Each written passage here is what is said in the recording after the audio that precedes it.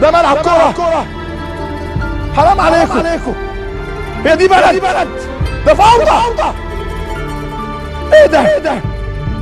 برادلي يقعد ازاي في مصر؟ وجوزيه يقعد ازاي في مصر؟ وماكيدا يقعد ازاي في مصر؟ والسياحة هتيجي ازاي مصر؟ ليه؟ بأمارة ايه؟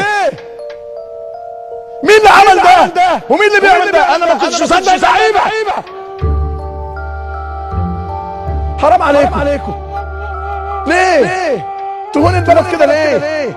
عشان ماتش كورة يتحرق ماتش كورة. يا سلام.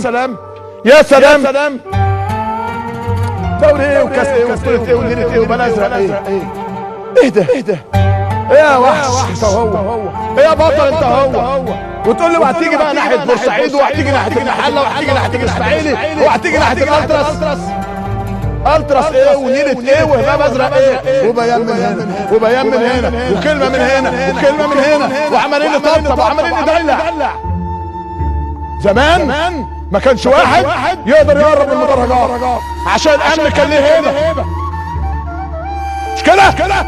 دلوقتي اوريكم الصورة من الصوتين يا استاذ سيف. الامن كان بيضرب ولا ما كانش بيضرب يا استاذ سيف؟ واللعيبة دي كلها الناس دي كلها تضحك على اولادنا ويقولوا ان هم هيعملوهم احسن معاملة. المحافظ اللي رئيس الاسلام حرام. ابن الوحيد يا ناس هناك مش عارف اكلمه يا نفس النادي. انا مش عارف اكلمه ومش عارف اكلم حد من ولادي. وهناك ارجوك طمنوني على ابني وحيدي. ارجوك يا كابتن نازل. هنطمنك يا ناس ضحكوا علينا. قالوا ان هم هيعملوهم احسن مقابله وهم منزلينهم من القطر قبل بورسعيد 8 كيلو.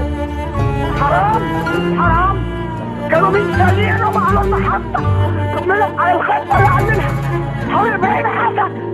شوف اللي هو المحافظ رئيس البوليس هناك. ابني يا ناس انجدوني ماليش غيره. حرام. عاوز ايديكم.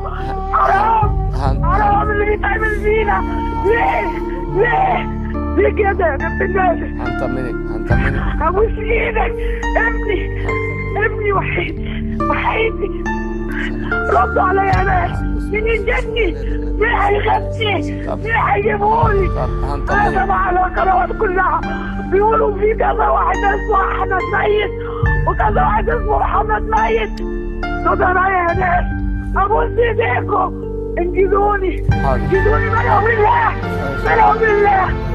حسبي الله ونعم الوكيل فيهم. حسبي الله ونعم الوكيل فيهم.